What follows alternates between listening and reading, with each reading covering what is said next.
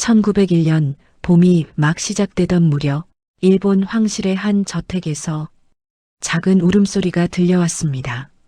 나시모토 노미야 마사코, 황족의 피를 타고난 이 아이는 그저 순조롭게 황실 여인으로 자라날 것처럼 보였습니다. 그런데 16살이 되던 해 마사코는 어머니의 방으로 불려갔습니다. 어머니의 얼굴에는 말로 설명하기 어려운 빛이 담겨 있었습니다. 기쁨인지 슬픔인지 마사코야 조선의 왕세자와 혼인하게 되었다. 마사코는 아무 말도 하지 못했습니다. 창밖에는 그날도 바람이 불고 있었습니다. 그 바람이 어디서 불어오는지 어디로 흘러가는지 마사코는 그때 알지 못했습니다. 두 나라의 정치가 만들어낸 결혼, 나라 잃은 왕실의 왕세자빈으로 살아야 했던 삶, 조선식 이름으로는 이방자, 그녀의 이름을 부르는 나라가 달랐고 그녀를 바라보는 시선도 달랐습니다. 하지만 그 모든 시선 사이에서 이방자는 자신만의 길을 걸어갔습니다. 지금부터 그 길을 천천히 따라가 보겠습니다. 1901년 11월 4일 도쿄 나시모토 노미야 저택에서 황족의 딸이 태어났습니다. 아버지는 나시모토 노미야 모리마사 친왕이었고 어머니는 기타시라 카와노미야 가문 출신의 이스코 비였습니다. 아이의 이름은 나시모토 노미야 마사코였습니다. 이후에 조선의 영친왕과 결혼하면서 조선 왕실로부터 이방자라는 이름을 받습니다. 나시모토 노미야 가문은 천황과의 혈통을 이어받아 별도의 군가를 이룬 황실 반계 가문이었습니다. 황희 계승과는 일정한 거리를 두지만 황실의 울타리 안에 확고히 속하는 자리였습니다.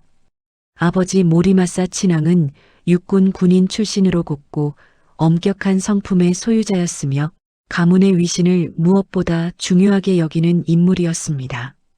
어머니 이스코 비는 궁정 예절과 전통 문화에 밝았고 황족으로서의 품격을 지키는 일에 철저했습니다.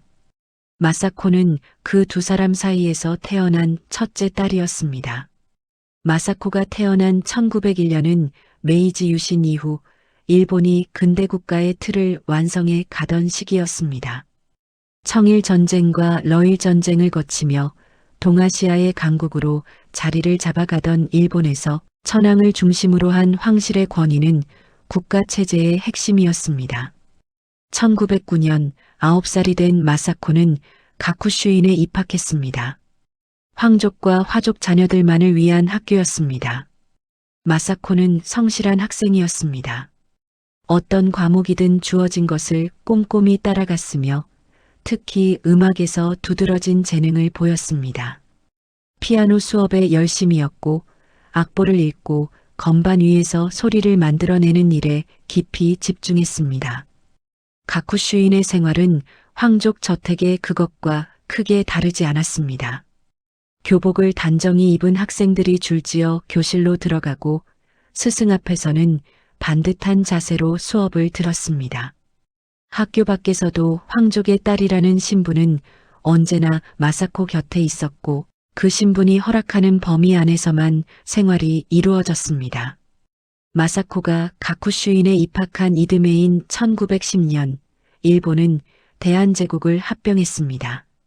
한반도 전체가 일본의 식민지로 편입되는 사건이었으며 이로써 조선 왕실은 일본의 품 안에 흡수되었습니다. 조선의 순종 황제는 황제 칭호를 잃고 이왕으로 격하되었으며 황실 가족들은 이왕가라는 이름 아래 일본 황실의 통제를 받게 되었습니다. 저택 어른들의 대화 속에 조선이라는 단어가 오르내리기 시작했고 신문에도 관련 기사들이 연이어 실렸습니다. 그러나 10살의 마사코에게 그것은 아직 먼 세계의 이야기였습니다. 마사코가 가쿠슈인 상급 과정을 다니던 1910년대 중반 일본 황실과 정부 사이에서는 조선 왕실과의 혼인 문제가 조용히 논의되고 있었습니다. 1910년 합병 이후 일본이 추진한 정책 가운데 하나는 조선 왕실을 일본 체제 안으로 완전히 편입시키는 것이었고 그 수단으로 두 왕실 사이의 혼인이 거론되었습니다. 조선의 왕세자 영친왕 이윤은 1897년생으로 1907년 11살의 나이에 일본으로 건너왔습니다. 당시 통감 이토 히로부미의 주도로 이루어진 일이었으며 고종 황제의 뜻과는 무관한 결정이었습니다. 이윤은 도쿄에서 일본 황족과 함께 교육을 받으며 자랐고 일본 육군사관학교에 진학해 군사교육을 받았습니다. 고국으로 돌아갈 수 없는 처지에서 일본식 생활이 이어졌고 그것은 사실상 인질에 가까운 삶이었습니다. 일본 황실은 이 조선의 왕세자와 일본 황족 여성을 혼인시키는 계획을 구체화해 가고 있었습니다. 처음에는 다른 황족 가문의 이름이 거론되기도 했지만 여러 사정이 겹치면서 나시모토 노미야 가문의 딸 마사코가 그 자리에 서게 되었습니다. 황실과 정부가 결정한 일이었고 마사코 본인이 이 일을 표할 자리는 없었습니다. 1916년 두 사람의 약혼이 공식 결정되었습니다. 마사코가 16살, 영친왕 이윤이 20살 때였습니다. 약혼이 결정된 이후 마사코의 일상에 새로운 공부가 더해졌습니다.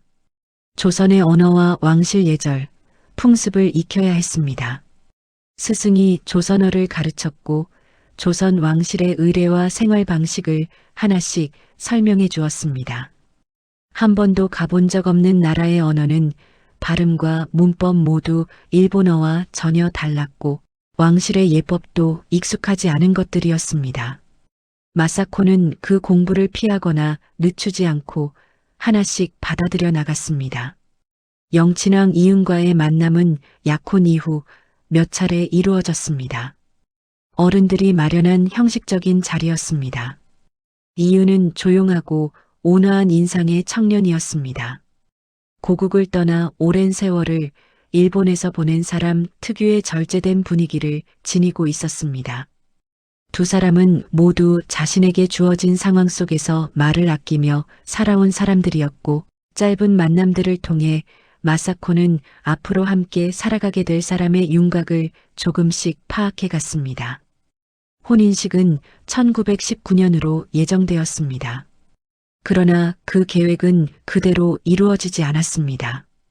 1919년 3월 1일 조선에서 대규모 독립운동이 일어났습니다. 한반도 전역에서 조선인들이 거리로 나와 독립을 외쳤고 그 물결은 수개월에 걸쳐 이어졌습니다. 일본 정부는 이 시기에 두 왕실의 혼인식을 강행하는 것이 정치적으로 불리하다고 판단했습니다. 혼인식은 이듬해인 1920년으로 미루어졌습니다. 자신의 혼인식이 조선의 정치 상황과 직결되어 있다는 사실을 마사코는 그 기다림 속에서 실감했습니다.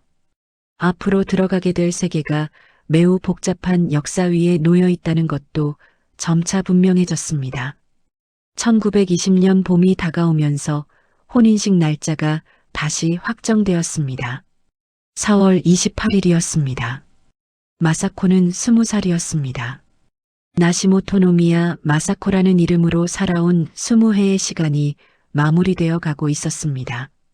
황족의 딸로 태어나 가쿠슈인에서 공부하고 저택의 엄격한 일상 속에서 자랐으며 음악과 독서 속에서 자신만의 내면을 조용히 가꾸어온 시간이었습니다. 새 이름도 결정되었습니다. 마사코는 조선식 이름 이방자로 불리게 될 것이었습니다.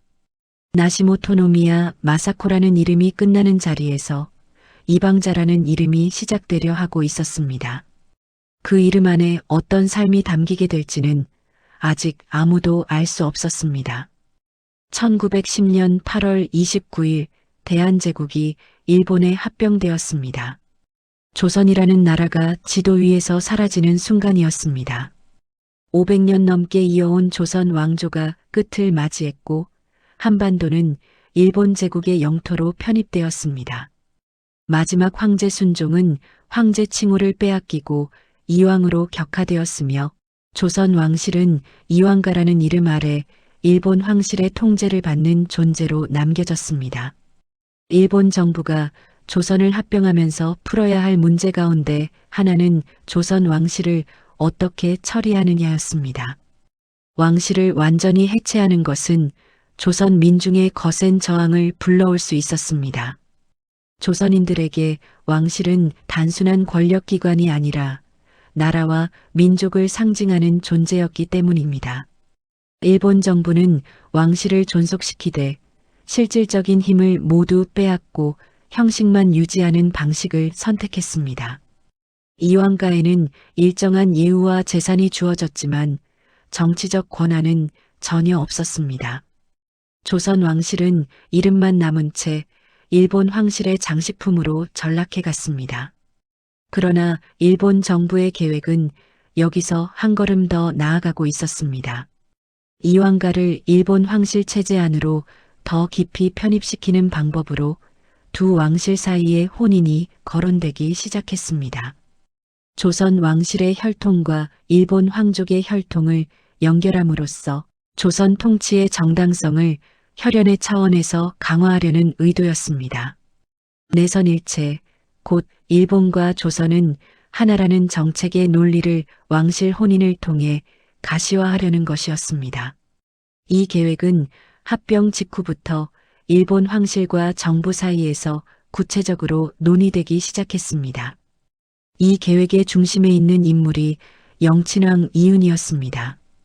이은은 고종 황제의 7번째 아들로 1897년 10월 20일에 태어났습니다. 어머니는 귀인 엄씨였습니다. 이은이 어린 시절을 보내던 무렵 조선 왕실은 이미 일본의 압력 아래 무너져 가고 있었습니다. 고종은 황제의 자리를 유지하고 있었지만 을사능약 이후 외교권을 빼앗긴 조선의 실질적인 통치권은 일본의 손에 넘어간 상태였습니다. 1907년 이은의 나이 11살 때 그는 일본으로 건너가게 되었습니다. 표면적으로는 유학의 형식을 갖추었지만 실질적으로는 당시 통감 이토 히로부미의 주도로 이루어진 강제적 조치였습니다. 고종 황제가 어린 아들을 일본으로 보내지 않으려 했지만 뜻을 이룰 수 없었습니다. 어린 왕세자는 그렇게 고국을 떠나 도쿄로 향했습니다. 이은이 도쿄로 떠나기 전 조선 왕실에서는 이미 이은의 혼인 상대가 정해져 있었습니다. 상대는 조선의 명문 가문 민태호의 손녀 민가반이었습니다. 두 사람의 약혼은 왕실의 절차에 따라 공식적으로 맺어진 것이었습니다. 민가반은 단아한 품성으로 왕실 안팎에서 좋은 평을 받는 여성이었습니다. 그러나 이은이 일본으로 건너간 뒤 일본 황실이 이은과 일본 황족, 여성의 혼인을 추진하면서 이 약혼은 강제로 파기되었습니다. 민가반은 그 파기를 받아들여야 했고 이후 평생을 독신으로 살았습니다. 훗날 민가반은 자신의 삶을 회고하면서 이은을 향한 마음을 끝까지 간직했다고 전했습니다. 두 사람의 약혼이 파기된 것은 당사자들의 의사와 전혀 무관하게 이루어진 정치적 결정이었습니다. 도쿄에 온 이은은 가쿠슈인에 입학해 일본 황족 자녀들과 함께 교육을 받았습니다. 이후 일본 육군중앙유년학교를 거쳐 육군사관학교에 진학했습니다. 조선의 왕세자에게 부과된 것은 일본 군인으로서의 교육이었습니다. 이은은 그 과정을 묵묵히 따라갔습니다. 고국으로 돌아가고 싶어도 돌아갈 수 없는 처지에서 주어진 것들을 받아들이며 살아가는 것이 이은의 방식이 되어갔습니다. 이은이 도쿄에서 생활하는 동안 조선에서는 돌이킬 수 없는 변화들이 이어졌습니다. 1907년 고종이 강제로 퇴위당하고 순종이 즉위했으며 1910년에는 대한제국이 일본에 합병되었습니다. 왕세자라는 이은의 신분은 이왕세자로 격화되었고 그가 돌아가야 할 나라는 지도 위에서 사라졌습니다. 일본에 머무는 동안 고국이 통째로 없어진 것이었습니다. 일본 황실이 이은의 혼인 상대를 본격적으로 물색하기 시작한 것은 1910년대 초반이었습니다. 일본 황족 가문의 여성과 혼인시키는 것이 기본 방향이었습니다. 후보를 검토하는 과정에서 나시모 토노미야 가문의 딸 마사코가 적합한 상대로 떠올랐습니다. 황족 가문 출신으로 교양과 품격을 갖추었고 아버지 모리마사 친왕은 육군 군인 출신으로 일본 황실 안에서도 신뢰를 받는 인물이었습니다. 가문의 격과 위상이 이 혼인에 걸맞다는 판단이었습니다. 처음에는 다른 황족 가문의 이름도 거론되었습니다. 그러나 여러 사정이 겹치면서 마사코가 최종 상대로 결정되었습니다. 황실과 정부가 내린 결정이었습니다. 마사코 본인이 이 결정에 의사를 표할 자리는 없었습니다. 이윤 역시 마찬가지였습니다. 두 사람 모두 자신의 의지와 무관하게 혼인이 결정된 것이었습니다. 1916년 두 사람의 약혼이 공식적으로 결정되었습니다. 이유는 20살, 마사코는 16살이었습니다. 약혼 소식은 일본 황실과 이왕가 양측에 공식적으로 전달되었고 도쿄의 신문들이 이 소식을 보도했습니다. 조선의 왕세자와 일본 황족 가문의 딸이 혼인한다는 소식에 일본 사회의 반응은 대체로 긍정적이었습니다. 내선일체 정책의 성과로 받아들이는 분위기였습니다. 그러나 조선에서는 달랐습니다. 조선인들에게 이 혼인은 조선 왕실이 일본에 완전히 흡수되는 것을 의미했고 민가방과의 약혼이 강제로 파기되었다는 사실은 분노를 불러일으켰습니다. 약혼이 결정된 뒤 두 사람은 몇 차례 만남을 가졌습니다. 모두 어른들이 마련한 공식적인 자리였습니다. 이유는 조용하고 절제된 인상의 청년이었습니다. 말이 많지 않았고 감정을 드러내는 일이 드물었습니다. 어린 나이에 고국을 떠나 오랜 세월을 이국에서 보낸 사람 특유의 차분함이었습니다. 마사코는 그 만남들을 통해 앞으로 함께 살아가게 될 사람의 윤곽을 조금씩 파악해 갔습니다. 두 사람 모두 자신의 의지와 무관하게 삶의 방향이 결정된 사람들이었고 그 공통된 처지가 말없는 이해의 바탕이 되었습니다. 1920년 4월 28일 도쿄에서 혼인식이 거행되었습니다. 일본 황족과 고위 관계자들이 참석했고 조선에서는 이왕가 관계자들이 건너왔습니다. 일본 황실의 예법에 따라 진행된 의식이었으며 화려한 예복을 갖추어 입은 두 사람이 나란히 서서 의식을 치렀습니다. 이유는 24살, 마사코는 20살이었습니다. 그날 마사코는 새로운 이름으로 불리게 되었습니다. 이방자, 이씨 왕가의 사람이 되었음을 나타내는 성씨 이에 방자라는 이름이 붙었습니다. 조선식으로 지어진 이름이었습니다. 20살까지 살아온 이름이 끝나고 앞으로 살아가야 할 이름이 시작되는 순간이었습니다. 혼인 이후 두 사람은 도쿄에서 신혼생활을 시작했습니다. 두 사람의 공용어는 일본어였습니다. 이유는 11살에 일본으로 건너와 10년 넘게 일본어로 생활해 온 터였습니다. 두 사람이 일본어로 대화한다는 사실은 그들이 처한 현실을 조용히 반영하는 것이었습니다. 조선의 왕세자와 일본 황족의 딸이 일본 땅에서 일본어로 대화하며 살아가고 있었습니다. 이방자는 남편 이응과 함께 생활하면서 그가 어떤 사람인지를 더 깊이 알게 되었습니다. 이응은 겉으로는 조용했지만 속으로는 고국에 대한 그리움을 깊이 품고 있었습니다. 조선의 음악을 좋아했고 조선의 음식을 그리워했습니다. 오랜 세월 일본에서 살았지만 이은의 마음 한켠에는 언제나 조선이 있었고 이방자는 그 마음을 가까이에서 바라보았습니다. 이방자는 조선 왕세자빈으로서의 새로운 생활에 적응하기 위해 꾸준히 노력했습니다. 약혼 기간 동안 시작한 조선어 공부를 계속 이어갔고 조선 왕실의 예법과 풍습을 하나씩 몸에 익혀나갔습니다. 태어나고 자란 나라에서 살고 있었지만 이방자가 받아들여야 할 것들은 낯선 것들이었습니다.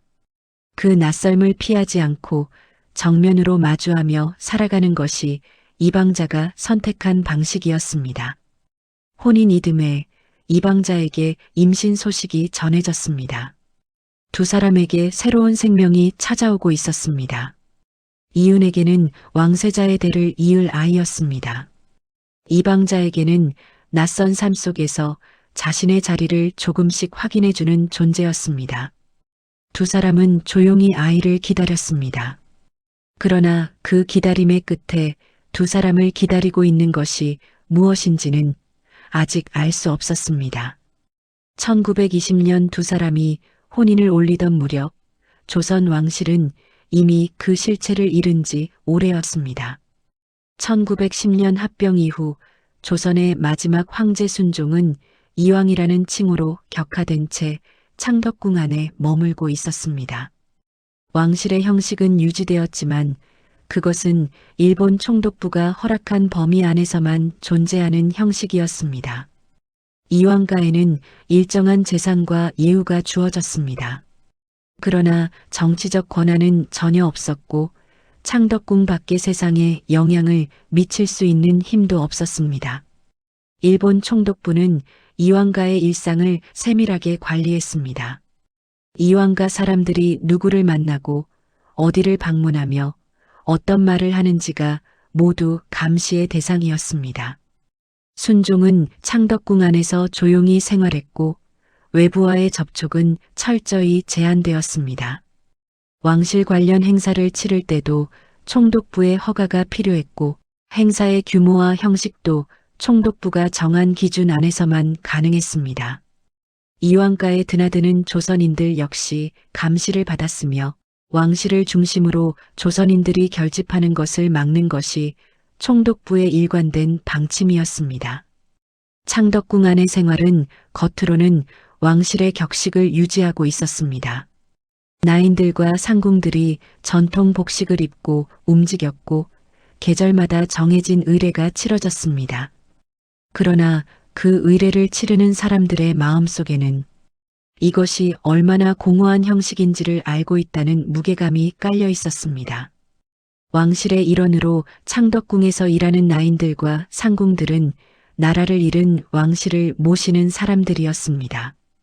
그들은 맡은 역할을 묵묵히 해나가면서 조선 왕실이 완전히 사라지지 않도록 하루하루를 지켜나가고 있었습니다.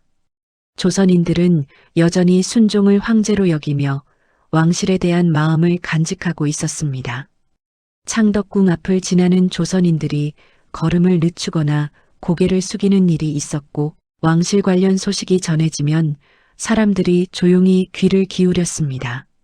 나라는 빼앗겼지만 왕실은 조선인들에게 여전히 민족의 상징으로 남아 있었습니다. 그러나 왕실 스스로는 그 마음에 응답할 수 있는 어떤 행동도 할 수 없는 처지였습니다.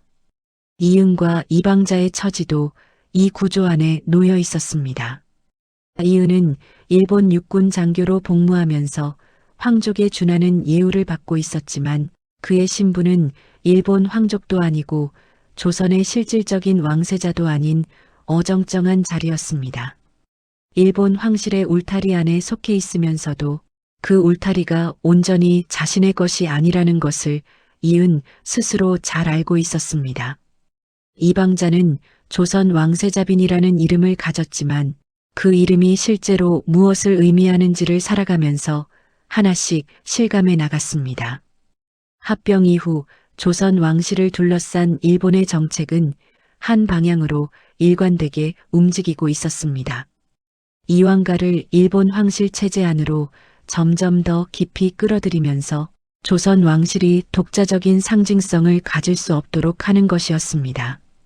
이응과 이방자의 혼인도 그 정책의 일부였고 두 사람의 생활 방식과 활동 범위도 그 정책의 틀 안에서 규율되었습니다. 왕세자 부부가 조선인들과 직접적으로 교류하거나 조선의 독립운동과 연관된 어떤 움직임을 보이는 것은 철저히 차단되었습니다. 혼인 이후 이응과 이방자의 생활은 주로 도쿄를 중심으로 이루어졌습니다. 이유는 일본 육군 장교로서의 직무를 수행했습니다. 1920년대에 걸쳐 이은의 군 계급은 꾸준히 올랐고 1940년에는 육군 중장에까지 이르렀습니다. 군인으로서의 이은은 성실하고 유능하다는 평가를 받았습니다.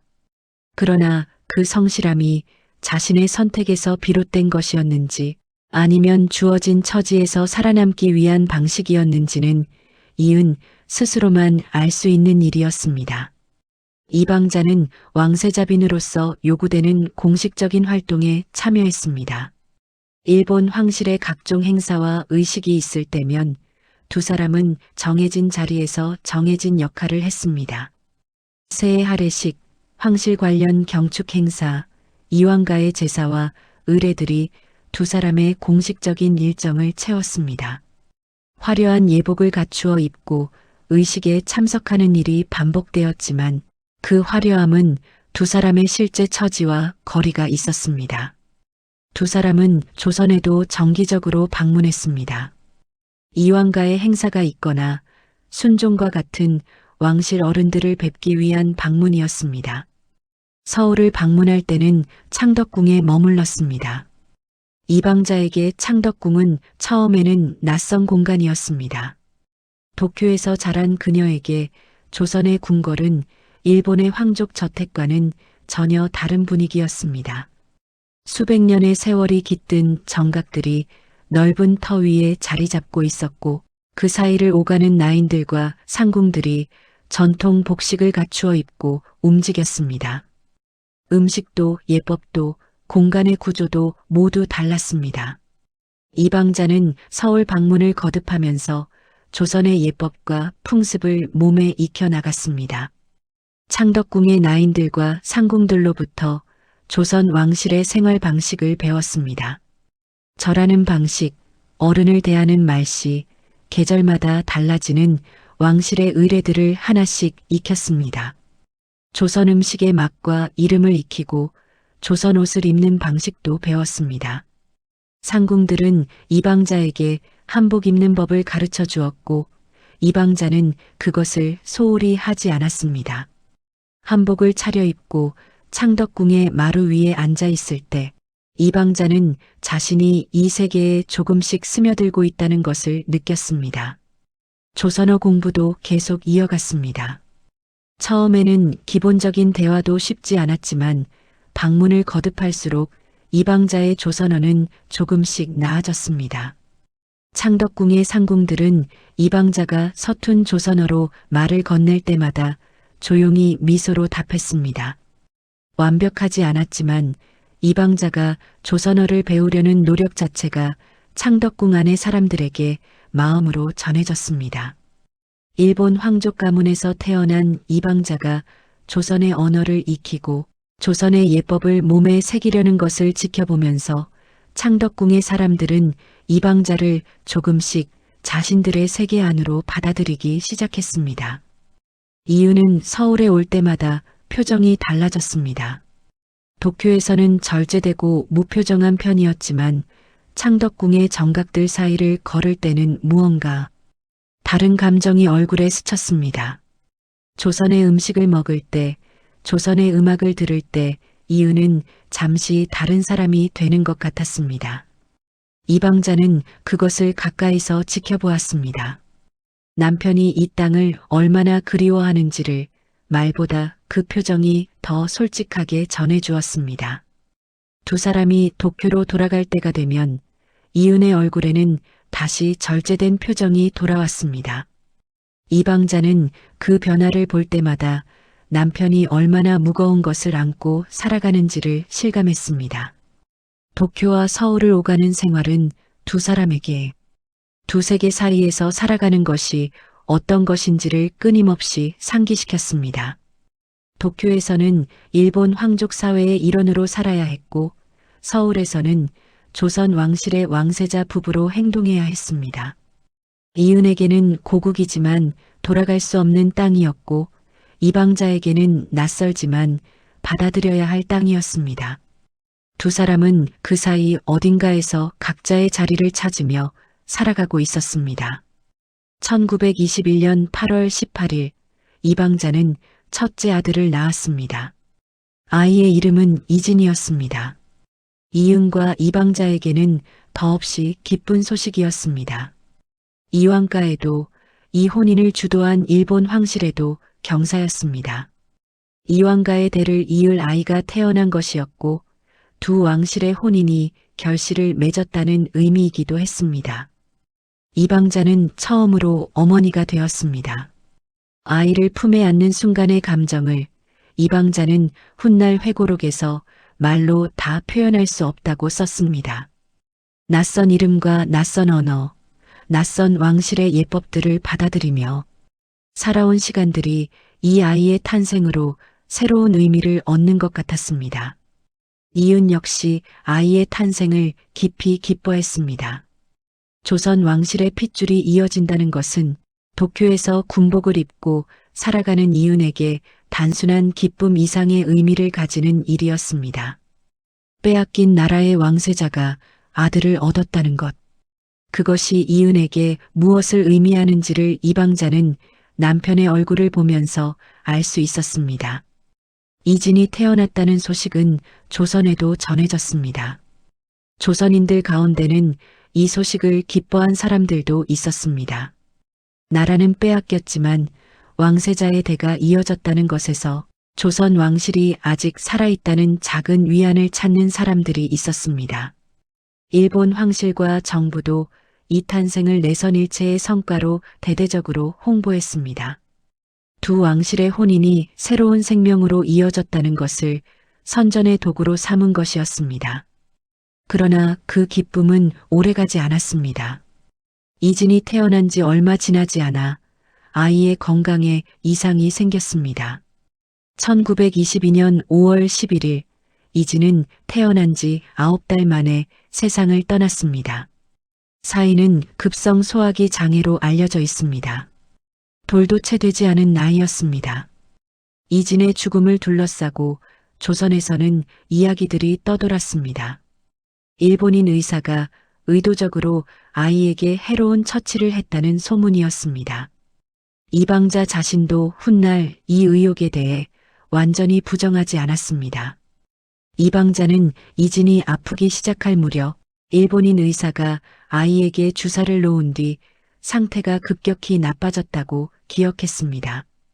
조선 왕실의 핏줄을 이어갈 아이를 일본이 의도적으로 제거했다는 의심이었습니다. 그러나 당시 상황에서 그것을 확인하거나 문제를 제기하는 것은 불가능한 일이었습니다.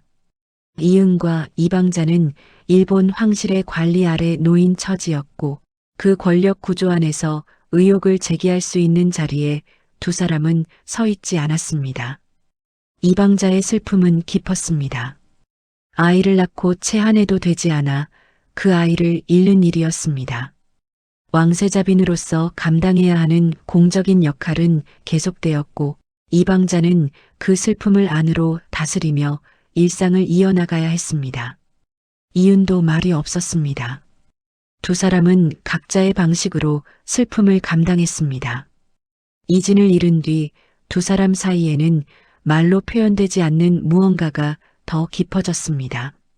함께 아이를 기다렸고 함께 아이를 잃었습니다. 그 고통이 두 사람을 더 단단하게 연결해 주었습니다.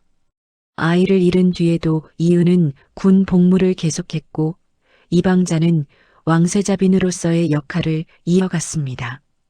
도쿄의 저택에서 하루하루가 이어졌고 공식적인 행사에 참석하고 조선을 방문하는 일정도 계속되었습니다. 그러나 그 일상 안에는 채워지지 않는 빈자리가 남아 있었습니다.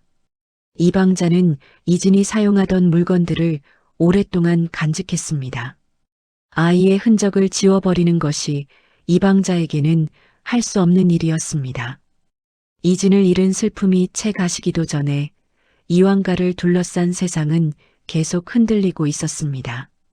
1926년 4월 25일 조선의 마지막 황제 순종이 세상을 떠났습니다. 순종은 창덕궁에서 오랜 병환 끝에 눈을 감았습니다. 합병 이후에도 형식적으로나마 유지되어 오던 조선 왕실의 중심이 무너지는 것이었습니다. 순종의 죽음 소식이 전해지자 조선인들은 깊은 슬픔에 잠겼습니다. 나라가 없어진 이후에도 살아있는 상징으로 남아있던 마지막 황제가 떠나간 것이었습니다. 순종의 장례식은 610만세 운동으로 이어졌습니다. 1926년 6월 10일 순종의 장례 행렬이 서울 시내를 지나는 그 시간에 조선인들이 거리로 나와 독립을 외쳤습니다. 사회주의 계열과 민족주의 계열이 함께 준비한 운동이었으나 사전에 일부 계획이 발각되면서 처음 의도보다 규모가 줄어들었습니다. 그러나 서울 시내 곳곳에서 만세 소리가 울려 퍼졌고 일본 총독부는 대규모 병력을 동원해 이를 진압했습니다. 순종의 죽음이 다시 한번 조선인들의 슬픔과 저항을 하나로 묶어낸 것이었습니다. 순종이 세상을 떠나면서 이유는 형식상 이황가의 수장이 되었습니다. 그러나 그것은 이름뿐인 자리였습니다. 이유는 도쿄에서 일본 육군 장교로 복무하면서 이황가의 수장이라는 이름을 달고 있었지만 이황가가 조선인들과 교류하거나 영향력을 발휘할 수 있는 여지는 사실상 없었습니다. 일본 총독부의 통제는 순종이 살아있을 때보다 더욱 촘촘해졌고 창덕궁 안의 생활은 더욱 조용해졌습니다. 1931년 12월 29일 이방자는 둘째 아들 이구를 낳았습니다. 첫 아이 이진을 잃은 지 거의 10년이 지난 뒤였습니다. 이구의 탄생은 두 사람에게 조용하고 깊은 기쁨이었습니다. 이진을 잃은 경험이 있는 두 사람이었기에 이구가 태어난 뒤 두 사람은 아이의 건강 하나하나에 이전과는 다른 세심한 주의를 기울였습니다. 이방자는 이구의 곁을 자주 지켰습니다. 음식도 직접 챙겼고 아이의 일상을 세밀하게 살폈습니다. 첫 아이를 잃었던 기억이 이방자를 더 조심스러운 어머니로 만들었습니다. 이구는 다행히 건강하게 자랐습니다. 아이가 걸음마를 배우고 말을 배우고 웃음소리를 내는 것을 지켜보는 시간이 이방자에게는 오랫동안 비어있던 일상의 온기를 채워주는 것이었습니다. 이은도 아들 이구와 함께하는 시간을 소중히 여겼습니다. 군 복무와 공식 행사로 채워진 바쁜 일정 속에서도 이구와 함께 있는 시간은 이은이 다른 표정을 보여주는 시간이었습니다. 1930년대에 접어들면서 일본은 대륙 침략을 본격화하기 시작했습니다. 1931년 만주사변이 일어났고 일본 사회는 빠르게 전시체제를 향해 기울어갔습니다. 군국주의의 분위기가 짙어지면서 언론과 사상에 대한 통제가 강화되었고 조선에서는 황국신민화 정책이 본격화되었습니다. 조선인들에게 일본어 사용이 강요되었고 조선식 이름을 일본식으로 바꾸도록 압박하는 창씨개명이 시행되었습니다. 조선인들의 삶은 더욱 힘들어졌고 조선의 전통과 문화는 조직적으로 지워지고 있었습니다. 이유는 군인으로서 그 흐름 안에 있었습니다. 조선인의 피를 가진 일본 육군 장교로서 이윤이 처한 자리는 어느 시대보다 더 복잡한 것이었습니다.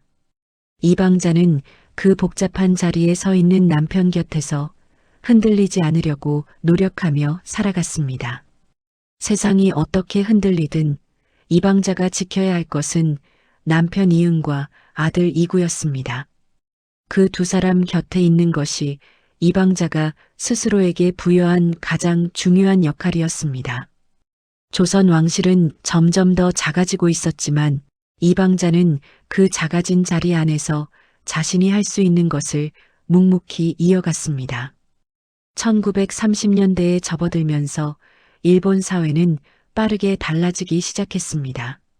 1931년 만주사변을 계기로 일본 군부의 영향력이 급격히 커졌고 정치와 언론, 교육 모든 분야에서 군국주의의 색채가 짙어졌습니다. 도쿄의 거리에는 군복 차림의 사람들이 늘었고 신문마다 대륙에서 벌어지는 전투 소식이 대문짝만하게 실렸습니다. 전쟁을 미화하고 희생을 찬양하는 분위기가 일상 곳곳에 스며들었습니다. 학교에서는 군사 훈련이 강화되었고 라디오에서는 황국의 영광을 선전하는 방송이 흘러나왔습니다. 이응과 이방자가 살고 있는 도쿄의 저택도 그 분위기에서 자유로울 수 없었습니다. 이은은 현역 육군 장교였고 군국주의가 팽창할수록 군인으로서 요구받는 것들이 많아졌습니다. 공식 행사와 군 관련 의식에 참석하는 횟수가 늘었고 이방자도 그에 따른 공식적인 역할을 수행해야 했습니다. 두 사람의 생활은 겉으로는 안정되어 보였습니다. 도쿄의 저택에서 황족에 준하는 예우를 받으며 살았고 사회적인 지위도 유지되고 있었습니다. 그러나 그 안정은 언제 무너질지 모르는 시대 위에 얹혀 있는 것이었습니다. 이방자는 아들 이구를 키우는 일에 많은 시간을 쏟았습니다. 이구는 1931년생으로 1930년대 내내 유년 시절을 보냈습니다. 이방자는 이구의 교육에 세심한 관심을 기울였습니다. 학교 공부뿐 아니라 음악과 예절, 일본어와 조선어를 함께 가르치려 했습니다. 군국주의 분위기가 짙어지는 시대였지만 이방자는 아들에게 조선 왕실의 후손이라는 사실을 잊지 않도록 했습니다. 이구에게 조선에 대한 이야기를 들려주고 조선의 음식을 먹이고 아버지 이은의 고국이 어떤 곳인지를 조금씩 알려주었습니다. 이은의 군 경력은 1930년대를 거치면서 꾸준히 이어졌습니다. 1935년 육군 소장으로 진급했고 1938년에는 중장에 올랐습니다. 일본 육군 안에서 이은의 위치는 조선인 출신 장교로서는 이례적인 것이었습니다. 군인으로서의 능력과 성실함을 인정받았지만 동시에 이은의 존재는 일본 군부에게 정치적으로 활용할 수 있는 상징이기도 했습니다. 조선의 왕세자가 일본 육군의 중장으로 복무하고 있다는 사실은 내선일체 정책에 살아있는 증거로 선전되었습니다.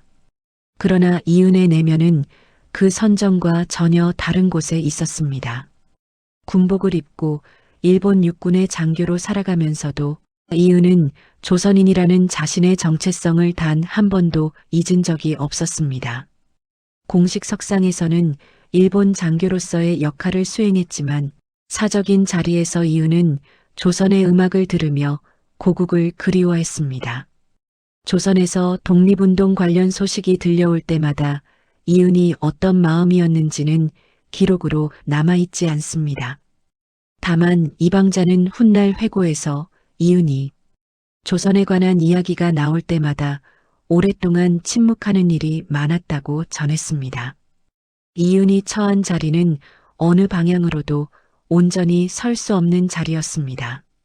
일본 군인으로서 충성을 다해야 했지만 그 충성의 대상인 일본 제국은 자신의 고국을 식민지로 삼고 있는 나라였습니다. 조선인으로서의 마음을 드러낼 수도 없었고 일본 군인으로서의 자신을 온전히 받아들일 수도 없었습니다. 이은은 그 모순을 평생 안고 살아가야 했습니다. 이방자는 그 모순의 무게를 가장 가까이서 지켜본 사람이었습니다. 1941년 12월 8일 일본이 하와이 진주만을 기습 공격하면서 태평양 전쟁이 시작되었습니다.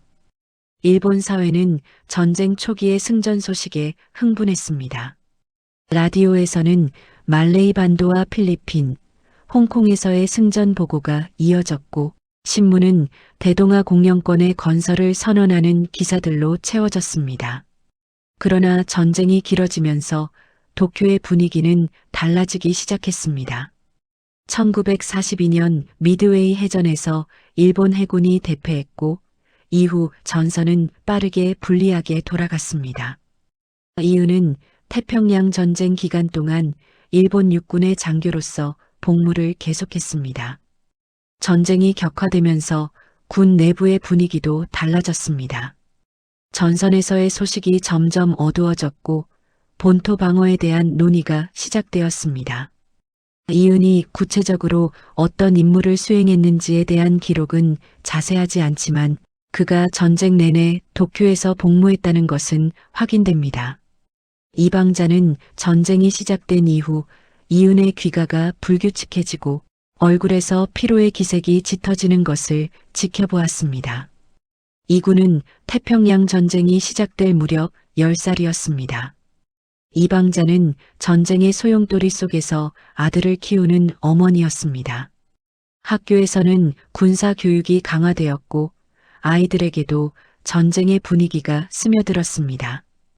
이방자는 그 분위기로부터 이구를 완전히 차단할 수는 없었지만 전쟁과 폭력을 미화하는 것을 아들에게 그대로 받아들이도록 하지 않으려 했습니다. 1944년에 접어들면서 도쿄의 일상은 급격히 달라졌습니다. 미군의 폭격이 시작되었습니다. 처음에는 간헐적인 공습이었지만 1945년에 들어서면서 도쿄에 대한 공습은 대규모로 이어졌습니다. 1945년 3월 10일 새벽 미군 B-29 폭격기 300여 대가 도쿄 시내를 집중적으로 폭격했습니다. 이 한 차례의 공습으로 도쿄 시내 40여 제곱킬로미터가 불탔고 10만 명에 가까운 사람들이 목숨을 잃었습니다. 역사의 도쿄 대공습으로 기록된 날이었습니다. 이응과 이방자가 살고 있던 저택은 이 공습에서 살아남았습니다. 그러나 도쿄 시내 곳곳이 폐허로 변해가는 것을 두 사람은 직접 목격했습니다.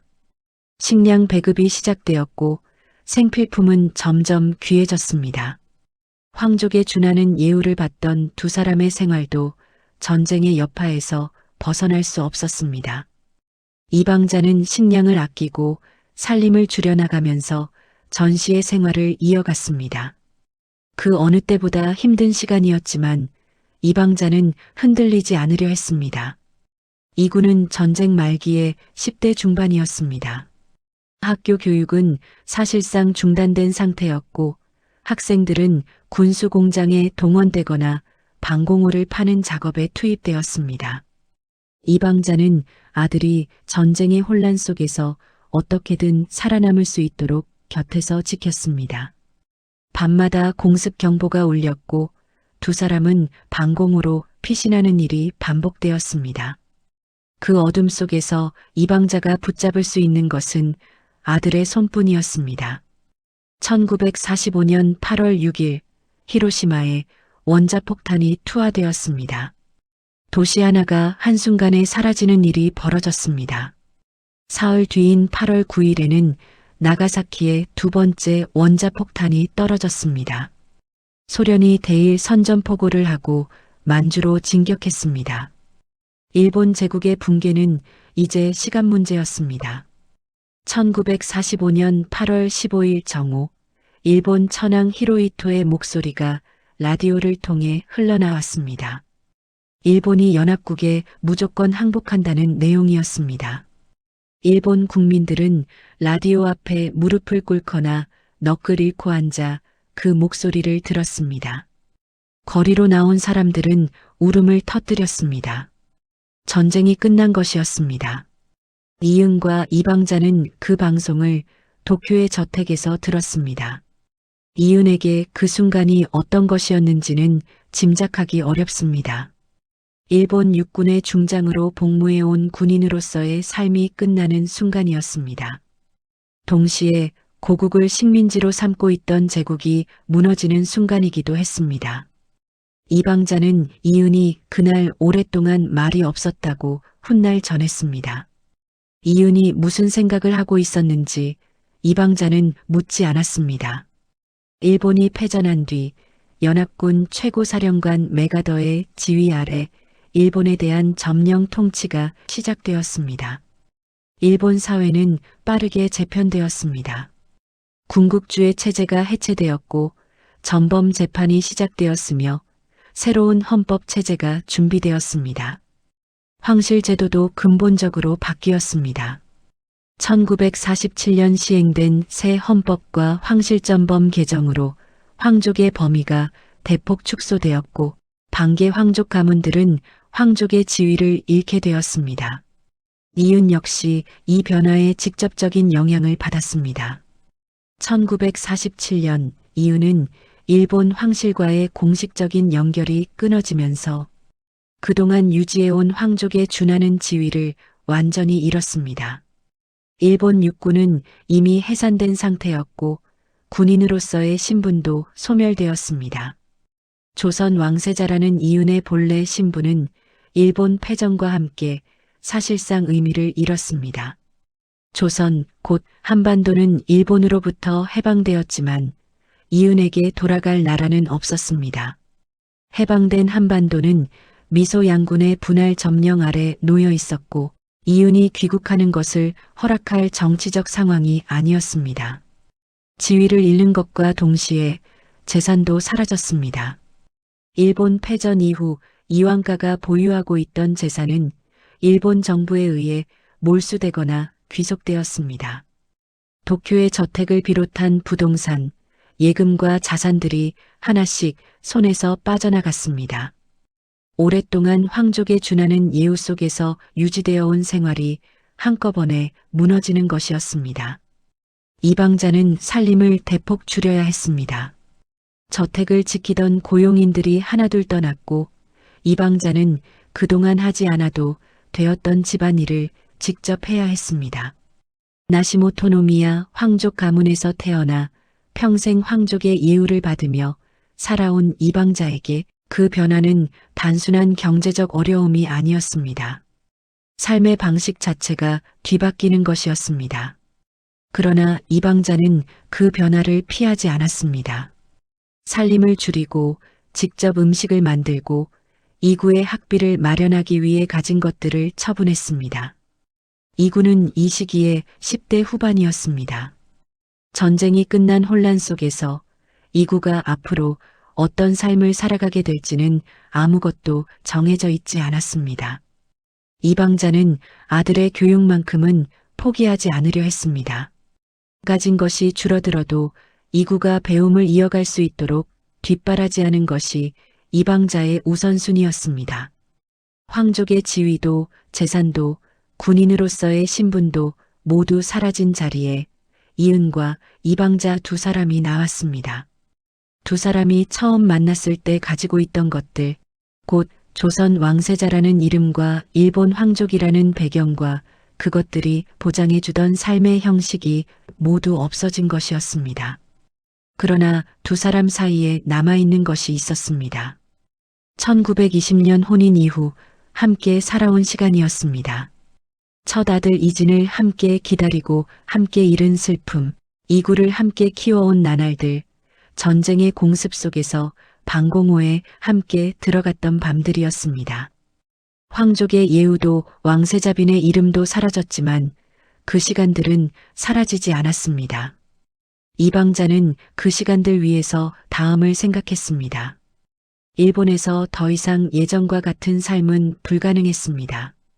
조선, 곧 한국으로 돌아가는 것이 언젠가는 이루어질 수 있을지 두 사람은 그 가능성을 조용히 품기 시작했습니다. 그것은 아직 먼 이야기였습니다. 1940년대 후반의 한반도는 분단과 혼란 속에 있었고 이윤의 귀국을 허락할 어떤 여건도 마련되어 있지 않았습니다. 두 사람은 도쿄에서 가진 것이 거의 없는 채로, 그러나 서로 곁에 있는 채로 하루하루를 이어갔습니다. 1945년 8월 15일 일본이 패전하면서 한반도는 해방을 맞이했습니다. 35년간의 식민 지배가 끝난 것이었습니다. 조선인들이 거리로 나와 기뻐하는 그 순간 도쿄에 있던 이은과 이방자는 기쁨과 복잡한 감정이 뒤섞인 채 소식을 받아들였습니다. 이은에게 해방은 고국으로 돌아갈 수 있는 가능성이 열리는 것이었습니다. 그러나 현실은 그렇게 단순하지 않았습니다. 해방된 한반도는 즉시 미소 양군의 분할 점령 아래 놓였습니다. 38선을 경계로 남쪽은 미군이, 북쪽은 소련군이 주둔했습니다. 정치적 혼란이 극심했고 새로운 나라의 틀을 만들어가는 과정에서 수많은 세력이 충돌하고 있었습니다. 이승만을 중심으로 한 세력이 남한의 주도권을 잡아가면서 조선 왕실의 귀환 문제는 정치적으로 민감한 사안이 되었습니다. 왕세자 이은이 귀국할 경우 왕정 복고의 상징으로 이용될 수 있다는 우려가 있었습니다. 이승만 정부는 이은의 귀국을 허락하지 않았습니다. 이은과 이방자는 귀국을 기다리며 도쿄에서 생활을 이어갔습니다. 황족 지위를 잃고 재산도 대부분 사라진 상태였습니다. 두 사람은 도쿄 외곽의 작은 집으로 거처를 옮겨야 했습니다. 이방자는 생활비를 마련하기 위해 자수와 공예품을 만들어 판매하기도 했습니다. 황족 가문에서 태어나 평생 궁핍함을 모르고 살아온 이방자가 손수 물건을 만들어 파는 삶을 살게 된 것이었습니다. 그러나 이방자는 그 생활을 부끄럽게 여기거나 피하려 하지 않았습니다. 1948년 대한민국 정부가 수립되고 이승만이 초대 대통령이 되었습니다. 그러나 이은의 귀국 문제는 여전히 해결되지 않았습니다. 이승만 정부는 왕실 관련 인물들의 귀국에 부정적인 입장을 유지했습니다. 왕정 복고의 가능성을 차단하고 공화국 체제를 공고히 하려는 의도였습니다. 이은과 이방자는 고국으로 돌아가고 싶었지만 그 길은 열리지 않았습니다. 기다림은 해를 거듭하며 이어졌습니다. 1950년 6월 25일 한국 전쟁이 발발했습니다. 북한군이 38선을 넘어 남침하면서 한반도 전체가 전쟁의 불길에 휩싸였습니다. 서울이 사흘 만에 함락되었고 유엔군이 참전하면서 전선은 한반도 전체를 오르내렸습니다. 전쟁은 3년간 이어지며 수백만 명의 목숨을 앗아갔고 한반도 곳곳이 폐허로 변했습니다. 도쿄에서 그 소식을 접하는 이은과 이방자의 심정은 말로 표현하기 어려운 것이었습니다. 이은의 고국이 이방자가 언젠가 돌아가야 할 땅이 전쟁으로 불타고 있었습니다. 두 사람이 귀국하더라도 머물 수 있는 창덕궁과 낙선제가 온전히 남아있을지조차 알 수 없었습니다. 전쟁이 진행되는 동안 귀국 문제는 아예 논의조차 할 수 없는 상황이었습니다. 1953년 7월 정전협정이 체결되면서 전쟁은 멈추었지만 한반도는 분단된 채로 남았습니다. 전쟁이 끝난 뒤에도 이승만 정부의 입장은 달라지지 않았습니다. 이은의 귀국 요청은 계속 거부되었습니다. 이방자는 도쿄에서 한국 관련 소식을 접하면서 자신이 돌아가야 할 땅에서 어떤 일들이 벌어지고 있는지를 멀리서 지켜볼 수밖에 없었습니다. 전후 복구가 진행되고 한국 사회가 조금씩 안정을 찾아가는 동안 두 사람의 귀국은 여전히 허락되지 않고 있었습니다. 이은의 건강이 흔들리기 시작한 것은 1950년대 후반이었습니다. 오랜 세월 쌓인 피로와 귀국하지 못하는 데서 오는 정신적 고통이 몸으로 나타나기 시작했습니다.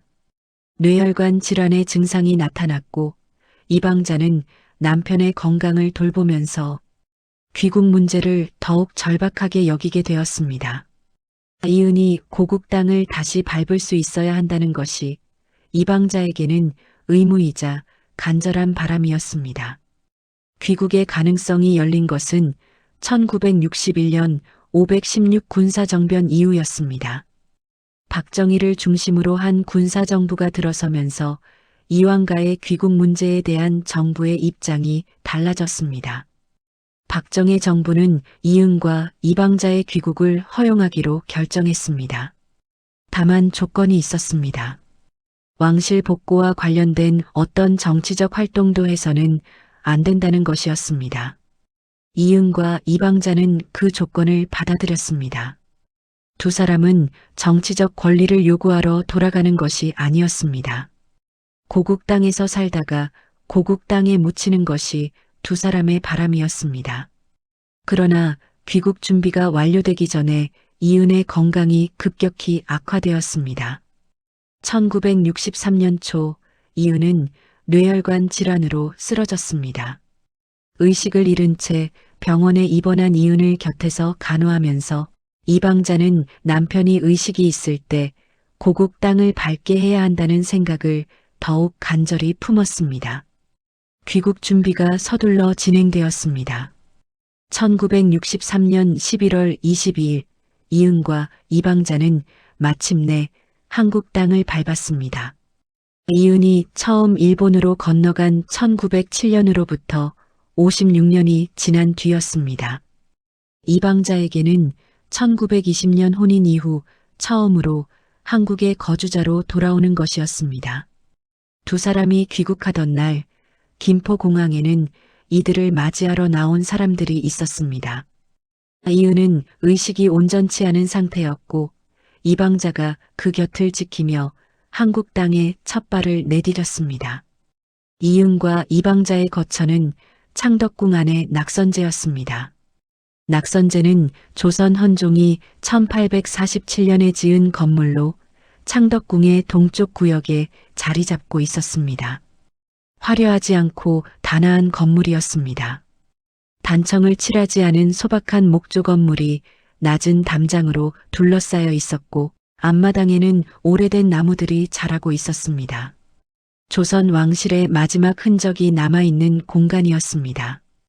이방자는 낙선제에서의 생활을 시작하면서 처음에는 낯설음보다 고요함을 느꼈다고 훗날 전했습니다. 도쿄의 번잡함과는 다른 오래된 나무와 돌담으로 둘러싸인 조용한 공간이었습니다. 그러나 낙선제의 생활은 편안한 것이 아니었습니다. 이은은 의식을 회복하지 못한 채 병상에 누워 있었고 이방자는 남편의 간병과 새로운 환경에 대한 적응을 동시에 감당해야 했습니다. 냉난방 시설이 불충분한 오래된 건물에서의 생활은 겨울이면 특히 힘들었습니다. 이방자는 그것을 불평하지 않았습니다. 낙선제 주변에는 창덕궁의 관계자들과 궁인들이 드나들었습니다. 이방자는 그들과 교류하면서 한국의 생활 방식에 더욱 깊이 적응해 갔습니다. 한국어 실력도 빠르게 늘었습니다. 일상적인 대화를 한국어로 나누는데 불편함이 없을 정도가 되었고 이방자가 유창하지는 않아도 진심을 담아 한국어로 말하는 모습이 주변 사람들에게 깊은 인상을 남겼습니다. 한국에 돌아온 이방자를 한국 사회는 처음에는 낯설게 바라보았습니다. 일본 황족 가문에서 태어나 조선 왕세자빈이 된 여인. 그 이력은 한국인들에게 복잡한 감정을 불러일으켰습니다. 일제강점기의 아픔을 직접 겪은 세대에게 일본 황족 출신의 왕세자빈을 어떻게 받아들여야 하는지는 간단한 문제가 아니었습니다. 일부에서는 이방자의 귀국 자체에 부정적인 시각도 있었습니다. 그러나 이방자는 그 시선에 정면으로 맞서려 하지 않았습니다.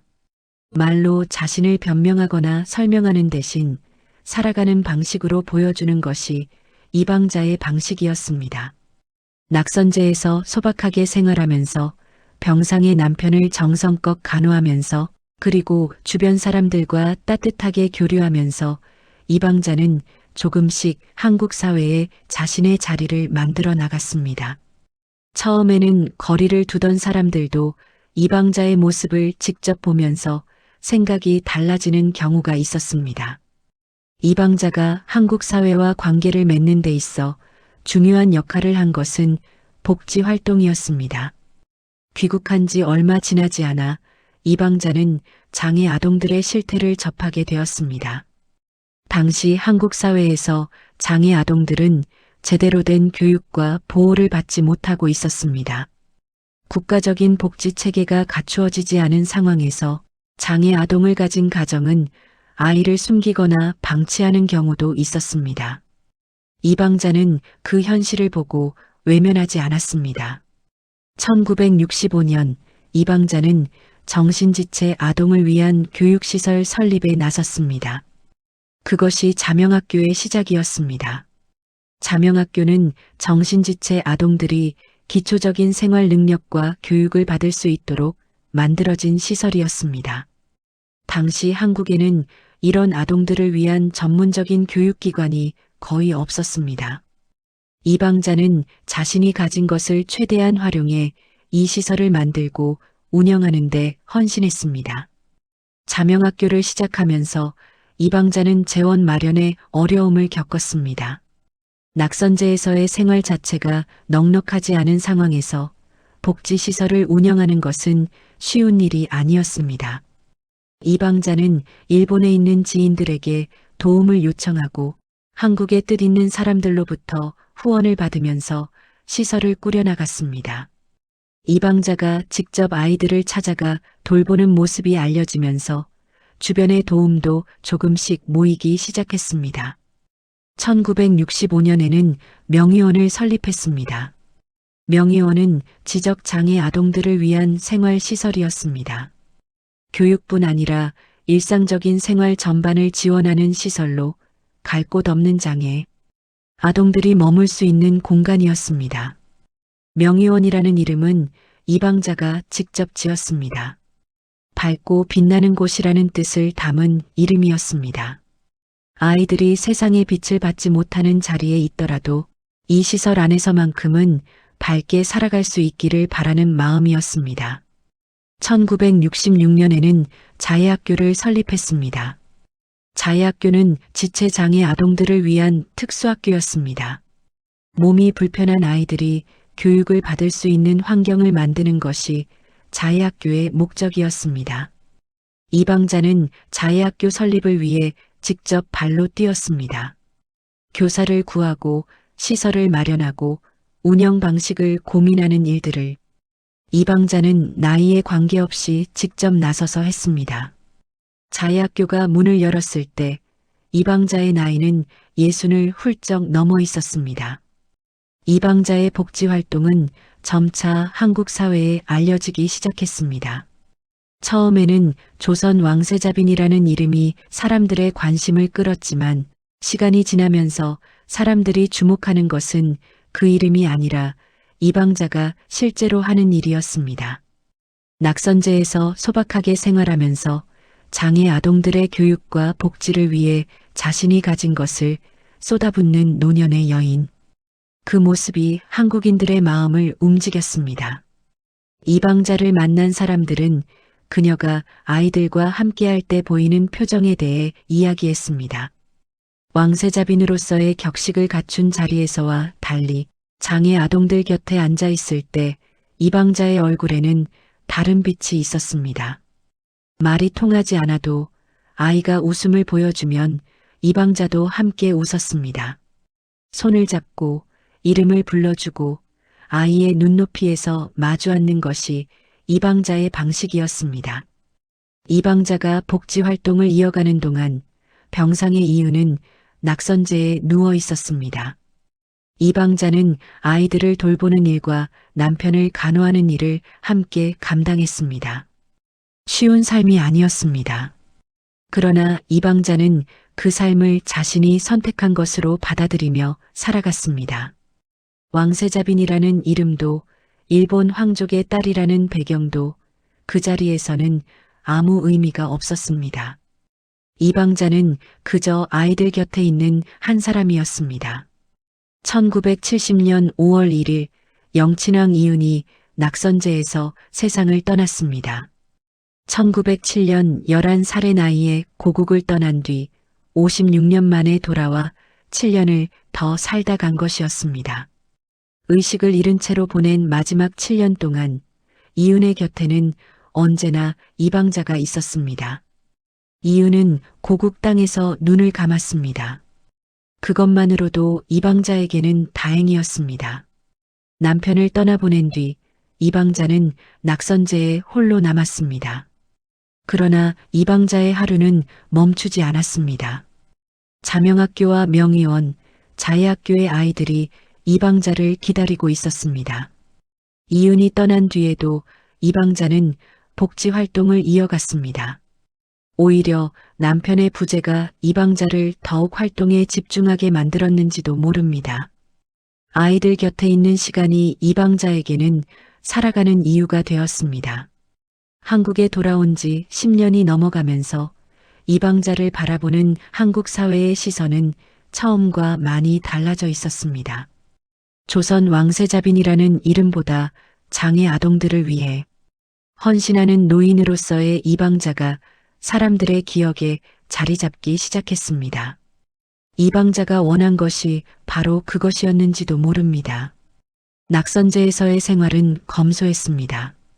이윤이 살아있을 때와 크게 다르지 않은 소박한 일상이었습니다. 이방자는 사치를 부리거나 편의를 요구하는 일이 없었습니다. 냉난방이 충분치 않은 오래된 건물에서 겨울을 나고 제철 음식으로 끼니를 해결했습니다.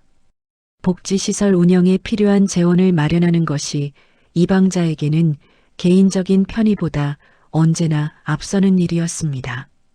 이방자가 낙선제에서 혼자 지내게 된 뒤 가끔 외부 방문객들이 찾아왔습니다. 복지 관련 인사들, 이방자의 활동에 관심을 가진 언론인들, 그리고 이방자의 이야기를 직접 듣고 싶어하는 사람들이었습니다. 이방자는 방문객들을 따뜻하게 맞이했습니다. 한국어로 대화를 나누었고 자신이 하고 있는 일들에 대해 담담하게 이야기했습니다. 화려한 수식어를 쓰거나 자신의 공을 내세우는 일이 없었습니다. 다만 아이들에 대해 이야기할 때는 표정이 달라졌습니다. 이은이 세상을 떠난 뒤에도 이방자의 복지 활동은 계속 이어졌고 그 범위는 오히려 더 넓어졌습니다. 이방자는 기존에 운영하던 시설들을 안정적으로 유지하면서 더 많은 아이들에게 손을 내밀었습니다. 장애 아동들의 교육과 생활 지원에서 나아가 사회에서 소외된 아이들 전반에 대한 관심을 가졌습니다. 이방자는 직접 시설을 방문해 아이들과 시간을 보내는 것을 중요하게 여겼습니다. 거리가 멀어도 날씨가 나빠도 이방자는 약속한 방문을 취소하는 일이 드물었습니다. 아이들은 이방자가 오는 날을 기다렸고 이방자는 그 기다림을 소중하게 여겼습니다. 말이 통하지 않는 아이들과도 이방자는 눈을 맞추고 손을 잡는 것으로 마음을 나누었습니다. 아이들이 내미는 손을 이방자는 언제나 두 손으로 잡았습니다. 복지 활동을 이어가는 과정에서 재원 마련은 언제나 어려운 문제였습니다. 이방자는 일본에 있는 지인들과 한국의 후원자들에게 꾸준히 도움을 요청했습니다.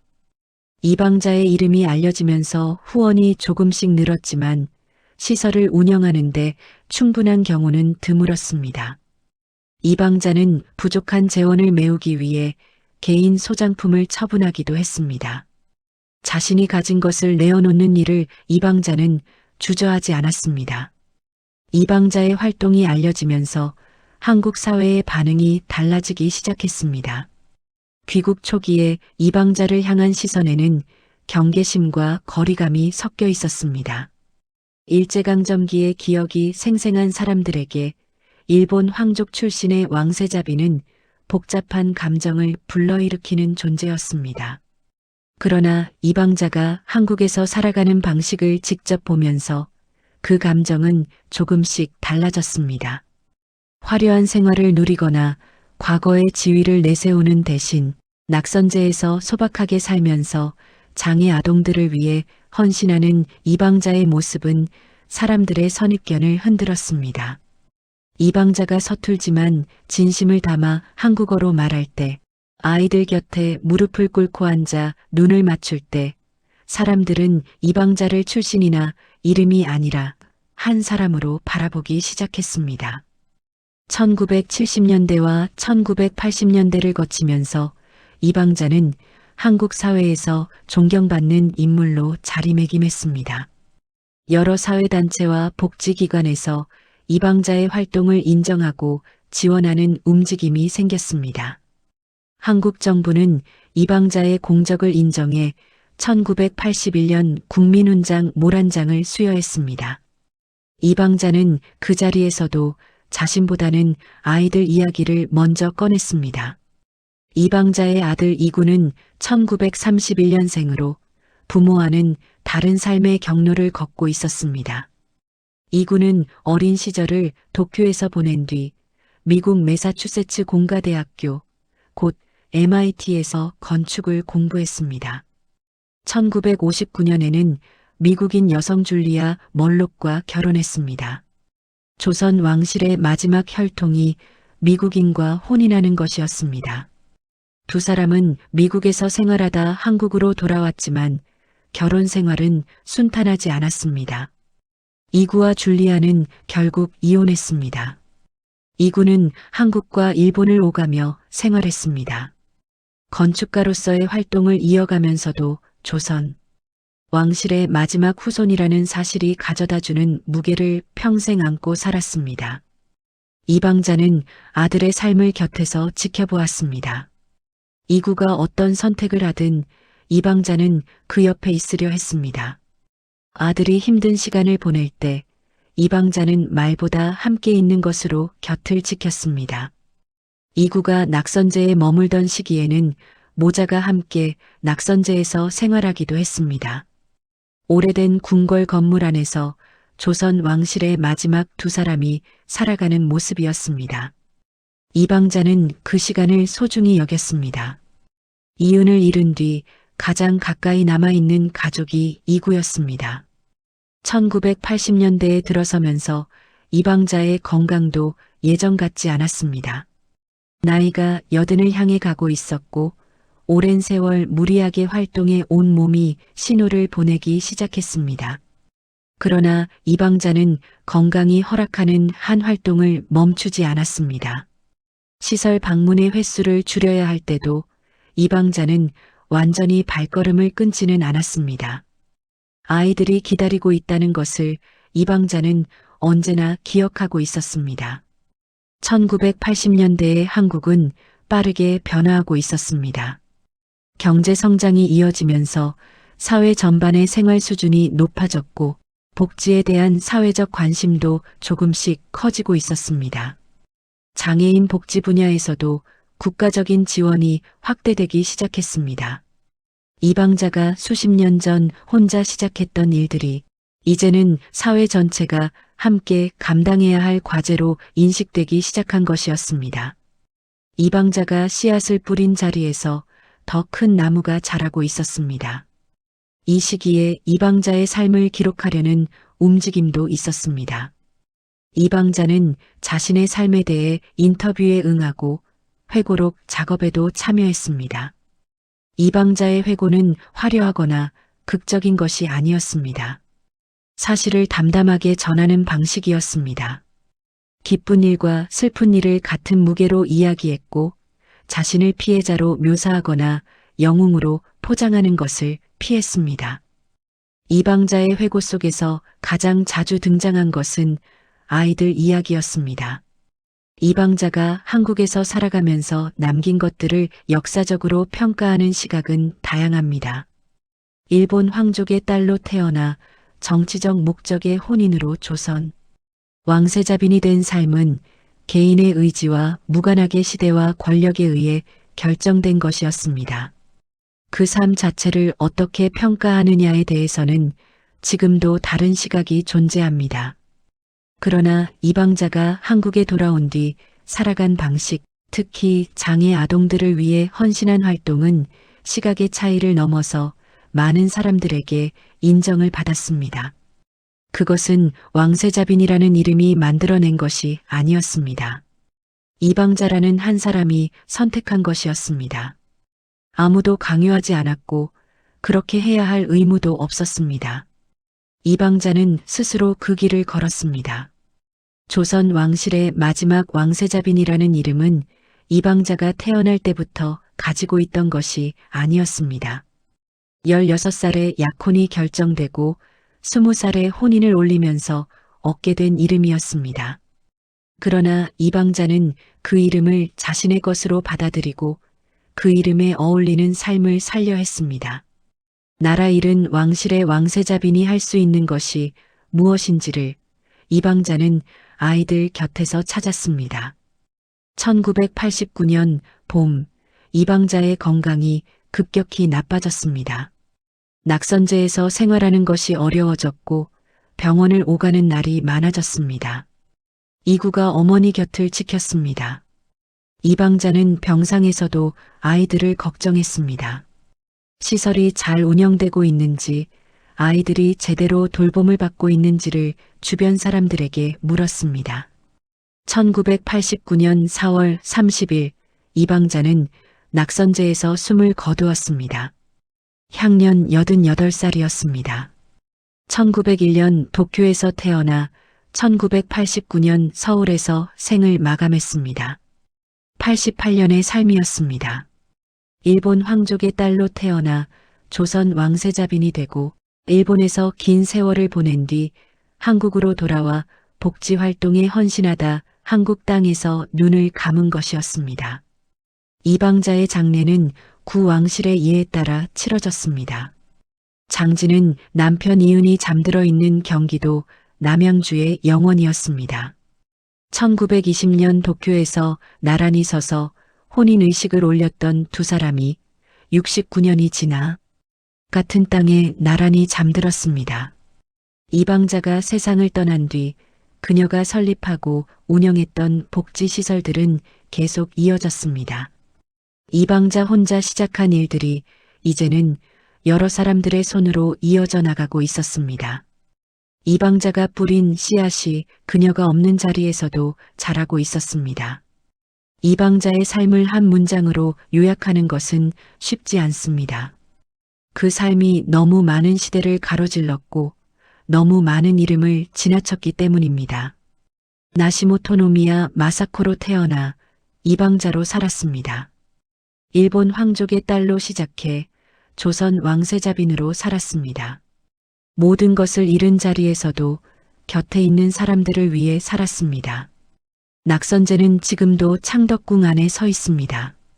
단청 없는 소박한 목조 건물이 낮은 담장에 둘러싸인 채 조용히 자리를 지키고 있습니다. 그 안에서 이방자가 살았습니다.